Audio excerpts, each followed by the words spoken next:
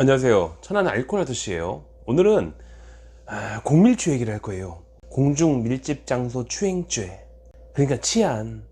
물론 저는 이제 제가 다루는 것들은 술 취하고서 맨정신에 한 거는 저랑 볼 일이 없고, 술 취한 상태로 치안이 돼가지고 그래서 이제 재판을 받게 됐을 때, 그래서 고소 고발을 당했을 때, 입건이 됐을 때, 그때 얘기를 할 거예요.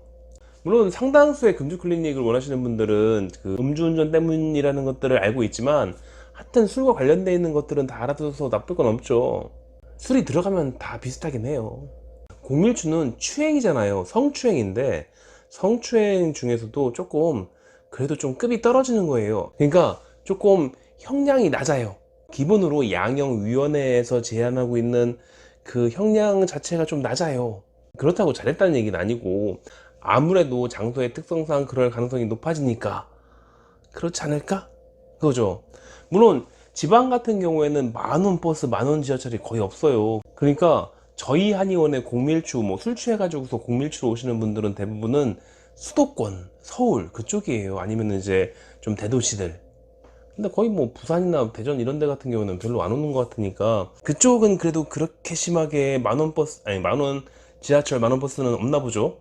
이게 술 취해서 저지르는 거의 대부분의 범죄가 그렇긴 하지만, 이것도 마찬가지예요. 술 취해서 공밀치로 오시는 분들은 뻔하다고, 대개는 이제 기억이 잘 안 나거나 기억이 통째로 다 날아갔거나 자기가 그런 것들을 했다는 것들을 현실을 받아들이지 못하고 있거나, 근데 또 이게 맨정신량이 아니다 보니까 도망도 못 가.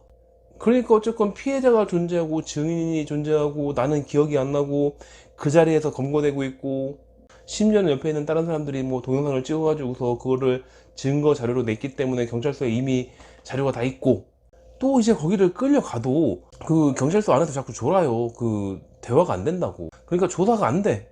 그 집 주소라도 알면은 귀가 조치 시킬 수 있는데 그것도 안 되는 경우도 있어가지고, 그냥 그 파출소 가면은 벤치 같은 게 있대요. 거기서 자 그냥. 자, 어쨌건 이제 정신이 났단 말이에요. 깼어. 그러니까 그때 사건이 있었던 거를 기억을 못 할 수도 있고 기억을 할 수도 있고, 가물가물한 상태에서 그런 일이 있었던 것 같기도 하고 꿈꾼 것 같기도 하고 그러고 있는데, 며칠 있으면은 경찰서에서 연락이 와요. 잠깐만, 강제추행은 보통은 며칠 걸리는데 그 공밀추는 금방 오던가? 어쨌건 이제 그렇게 오래 걸리잖아요. 경찰서에서 이렇게 고소고발장이 돼서 입건이 됐으니까 조사받으러 나와라 이렇게 했으면은, 그럼 제일 먼저 해야 될 게 있는 게 변호사예요. 한의사협회 법무팀이 있거든요. 거기서 여러 가지 지원 같은 것들을 해주는데, 성범죄와 관련되어 있는 것들에 뭔가 좀 입건이 되고 그러면은 제일 먼저 하는 소리가 변호사 선임. 무조건 변호사부터. 이건 내가 무죄고 이런 게 문제가 아니라, 일단은 어떻게 처신을 어떻게 하느냐에 따라서 그 나중에 결과가 되게 안 좋을 수 있으니까.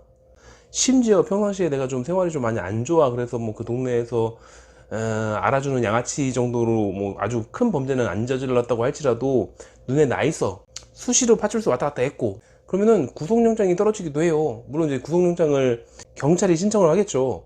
무슨 영장실질심사인가 뭐 이런 거 하잖아요. 그러니까 변호사가 제일 먼저 중요하죠. 그럼 변호사님이 얘기를 들어보고서 이것저것 뭐 지시하는 것들이 있을 거예요. 경찰 조사 때 뭐뭐를 할 건지 이런 것들에 대해서 얘기를 해주는데, 그 중에 일부는 금주 클리닉 시작을 하라고, 일단 시작을 하라고 하는 경우가 있어요. 일단 시작을 하고 경찰 조사 때 거기에 대한 그때 쓰는 서류가 있거든요. 금주 클리닉 확인서 중에서 성범죄 경찰 조사 단계 그때쯤에 내는 서류가 있어요. 그거를 준비하라고 하는 경우도 있다고.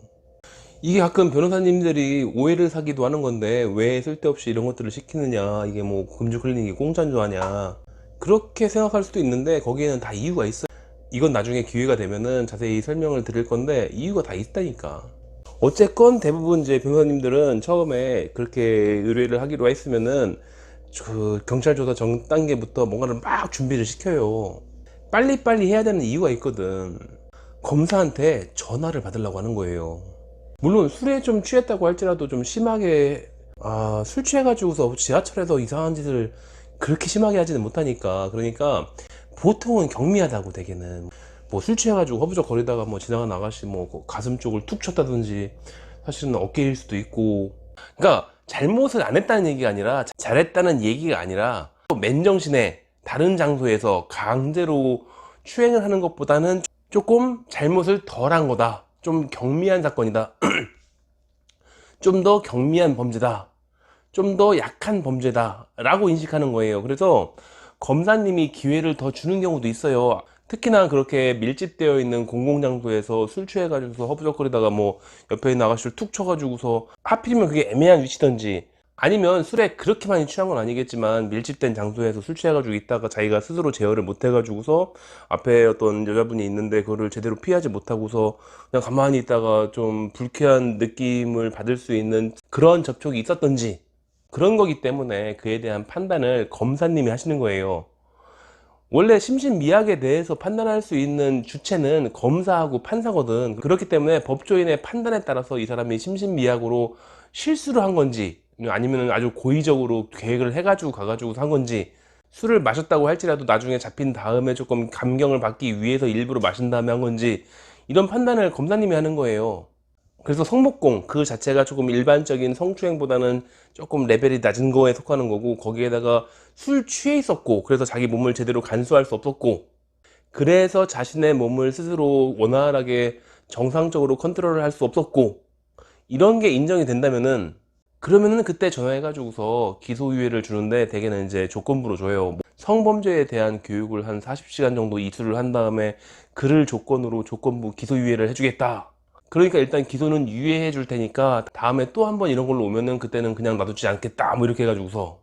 그래서 그런 기소유예를 위해서 노력을 하는 건데, 그때 그거를 바래가지고서, 그래서 시작하자마자 변호사님을 선임한 다음에 그 다음에 자료를 잔뜩 준비해가지고서, 그때 당시에 쓰는 금주클리닉 자료도 있다고 했죠. 그런 것들을 해가지고서 그걸 모아서 낸 다음에 기소유예를 받았으면은 그 다음에는 똑같은 범죄만 저지르지 않으면 되는데, 근데 그 자료에 가짜가 섞여 있어. 전에도 얘기했지만 진짜로 양형자료를 준비를 하는 것들을 성심껏 하려면은 시간도 낭비되고 돈도 낭비되고 이렇기 때문에 가짜를 흔히 쓴다고 했잖아요. 그 가짜 탄원서, 생판 처음 보는 사람인데 내 지인이라서 탄원서를 써줬대. 가짜 금주클리닉, 말도 안 되는 진단서, 반성문 대필, 뻔하다고. 그런 걸 들고 가가지고서 냈다가 걸린다니까. 최근에도 걸렸다니까. 음주한 범죄자만큼 등쳐먹기 쉬운 존재가 어딨어. 그러다 보니까 브로커들이 노린다고. 만약 이 영상을 보고 계신 분들이 뭐 성목공이 됐든 아니면은 술 취한 다음에 뭔가를 좀 잘못한 게 있어가지고 그에 대해서 재판을 준비해야 되는 그런 상황일 때 어떤 브로커가 나타나가지고서 자기가 이쪽 분야에 대해서 잘 안다고 해가지고 뭐 이것도 저것도 다 해가지고서 다 준비해주겠다고 그러면은 혹한다니까. 마음고생이 심하니까 이건 아니다 싶으면서도 중간에 알게 돼요. 중간에 이건 아니다 싶은 걸 알면서도 하게 돼 있어요. 그리고 그 사람들은 잡혀가는 거고, 그리고 나는 재판 망하는 거고. 그러니까 그런데 혹하지 말고 정말 성심껏 준비하세요. 기소유예를 주려고 했다가 거기다 이상한 게 있는 걸 검사가 발견하면 어떻겠어. 검사는 그런 거 찝어내는 그런 직업이에요. 이게 뭐 그냥 약식 기소해서 그냥 벌금 내고 말래 이런 정도로 문제가 안 되잖아요. 이게 성범죄는 약식 기소라고 할지라도 벌금을 낸다는 뜻이니까 난 어쨌건 성범죄에 대한 전과자가 되는 거고, 그 이후에 나의 사회생활은 정말 제약이 많이 생길 수도 있어요. 그래서 계속 반복하는 말이지만 처음 사건이 시작되자마자 바로, 그리고 술 깨자마자 즉시 양형자료를 준비하기 시작. 경찰 조사 미룰 수 있거든. 그리고 그 송치하는 것도 조금 미뤄달라고 할 수 있어요. 그러니까 그 사이에 할 수 있는 것들 변호사님하고 얘기해가지고서 가장 똘똘한 것들만 그렇게 모아가지고서 좀 깡쫑하게 해가지고서 그렇게 내는 거예요. 근데 기소유예가 실패를 했다. 일반적으로 음주운전은 거의 대부분 기소유예가 실패가 되죠.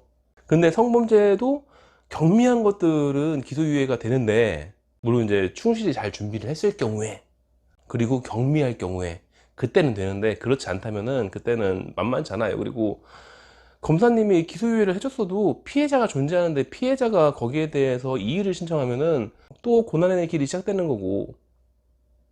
어쨌건 기소유예가 실패해가지고서 이제 기소가 되었어. 근데 그 기소가 뭐 약식 기소인지 아니면 정식 구공판인지는 모르겠는데 어쨌건 됐으면은 이제부터 좀 힘든 거예요. 성범죄는 벌금형도 좀 세니까.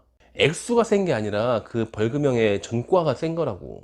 그래서 대개는 패소 확률이 높긴 한데, 그 약식 기소를 받았다고 할지라도, 그러니까 벌금만 내면 끝 이렇게 된다고 할지라도 일부러 정식 재판을 하는 분들이 많아요. 정식 재판 해가지고서 어떻게든 한 3에서 5%의 확률이긴 하지만 승소 확률이 그렇게 낮아요. 그 정도로 낮은 확률이긴 하지만 그 낮은 확률로 승소를 하게 되면은 일단은 무죄가 되면 되니까 일단 무죄만 할 수 있으면은. 그래서 정리하면은 처음에 시작했을 때 기소유예를 바라고서 초기에 모든 양형 자료를 좀 올인해 보는 거고, 근데 그게 안 됐으면은 약식 기소 아니면은 구공판을 신청하게 될 텐데, 그냥 약식 기소 벌금 내고 말래 그러면은 그렇게 하면 되고, 특히 이제 성범죄 전과가 별로 이제 사업에 문제가 없는 분들도 있죠. 의료인이거나 아니면은 교육자거나 아동 그 돌봄 이런 것들을 하는 분들은 조금 문제가 있을 테지만, 그냥 다른 직업들은 문제가 없을 수도 있잖아요. 그러니까 그분들은 그냥 약식 기소해가지고서 다시는 이런 것들 안 하기 위해서 절치부심하고 있으면 되겠지만, 근데 의외로 그 성범죄 벌금형이 좀 데미지가 큰 분들이 있으니까 약식 기소가 떴을지라도 스스로 정식으로 재판하자, 그러니까 공판을 가자 이럴 수도 있고, 혹은 애시당초에 그 검사가 공판을 가자고 구공판을 했을 수도 있고, 그러면 재판 가는 거지 뭐. 그때 애시당초부터 있었던 변호사님이 있으면은 얼마나 잘해주겠어요. 그래서 처음에 무조건 그 변호사 선임부터 하라고 하는 거예요. 이때쯤이 됐을 때, 그리고 이때쯤이 됐는데 처음에 그 시작하자마자, 사건이 시작되자마자 해놓은 금주 클리닉이 있으니까 애시 당초에 시작했기 때문에 이때에도 크게 영향을 끼칠 수 있는 거고, 그리고 아주 조금 재수없는 일이긴 하지만 그 공판을 해가지고서 했는데 내가 생각했던 거보다 좀 많이 안 좋게 나왔어.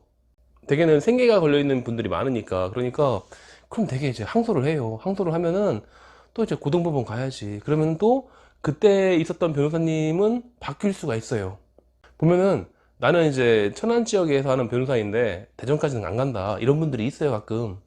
그래서 변호사님은 바뀔 수가 있는데 금주 클리닉은 또 해야 될 수도 있어요, 계속. 이런 계획은 변호사님이 결정하는 거겠지만, 나의 그 문제가 그때 그 당시의 문제가 술 마신 게 문제냐, 아니면 비틀어져 있는 나의 성적 도착증이라든지 아니면은 성적 윤리관에 문제가 있는 거냐, 이런 계획을 세우는 거는 변호사가 하는 거고. 근데 그 중에서 음주랑 관련돼서 나의 술 마시는 행태에 문제가 있음을 어필해야겠다 싶을 때는 계속 금주하고 있어야죠. 금주 클리닉을 계속 하라는 얘기 아니에요.